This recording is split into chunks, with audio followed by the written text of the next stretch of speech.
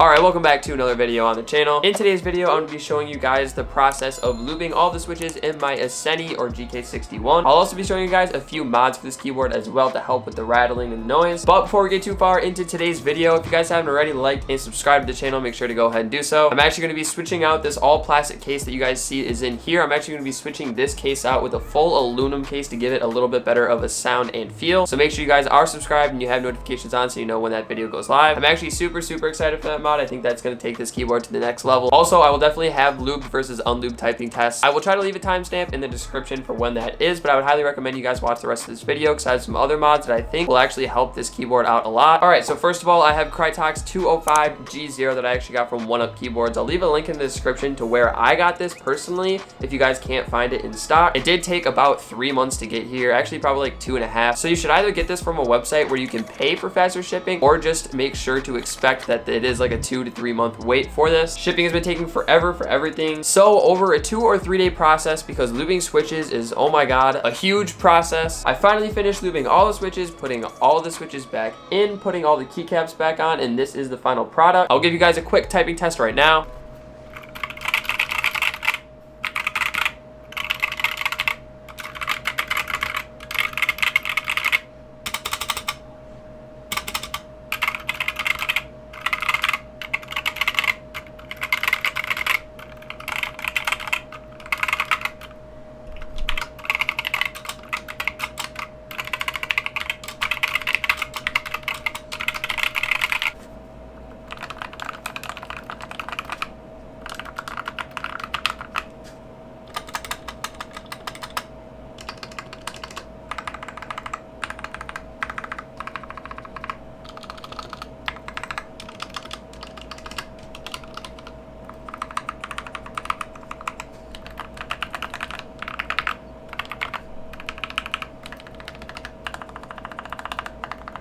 Alright, so now that we got the typing test out of the way, hopefully it's sounding good. I think personally that this keyboard absolutely sounds amazing. I've got rid of most of the rattle on the spacebar as well. I do want to briefly go over the lubing process for this keyboard if you guys aren't experienced in that kind of thing. Definitely stay light on the lube. You don't want to be able to see excess lubricant in the switch. You want it to just be like a shiny film, if that makes any sense. So you definitely, number one, don't want to over lube the switches, and then number two, you don't want to damage the switches taking them apart at all. So definitely find an extra switch that you have laying around and practice for a little bit. That's what I did. I just got familiar with the assembly of a switch and like the disassembly of a switch as well. So I'd highly recommend just messing around with that kind of thing before you get too far into this process. But I went ahead and lubed each one of these switches individually, and I have to say that the outcome is actually way better than I thought. This was my first time lubing a keyboard, so I do have to say that I think I did a pretty decent job as far as my first time. But I would say definitely if you guys are going to lube your switches and it's your first time, I would say definitely set out like 2 or 3 days. If you're thinking about lubing all your switches at once, it's going to take you like a good 6 to 7 hours. So I'd say definitely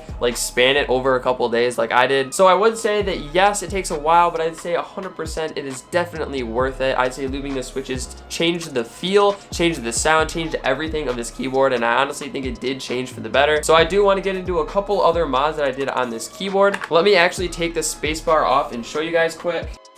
So as you guys can see here, we have Gateron clear switches. Like I said before, we actually had substituted the Gateron clear switches in for the old Gateron optical blue switches, which I didn't really like a whole ton. But how I usually take my keyboard off is I just take the other two, and then I used to use my fingers to kind of like pop the spacebar up. So this is the mod that I would recommend you guys do, because even if you lube all the switches, you're still gonna get a really pingy spacebar. So all I did was take some band-aids, which I do have right here, and I took the stabilizer out of the spacebar. So as you guys see right here, you can take the 2 little switches on top of each stabilizer, and you can just remove this whole bar and stabilizer out. And then what I would recommend you guys do after is take a little band-aid.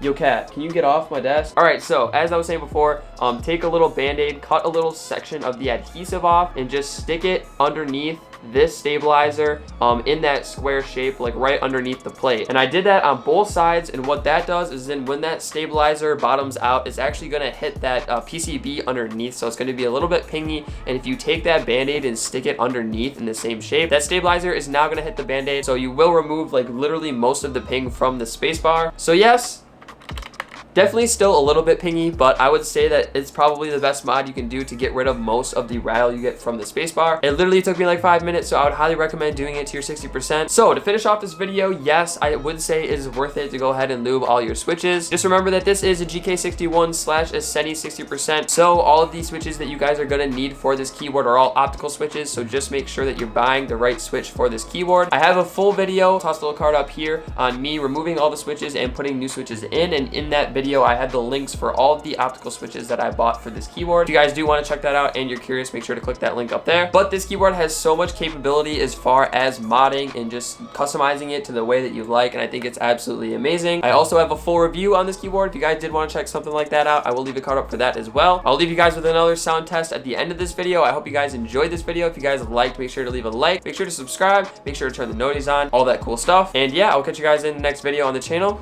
Peace.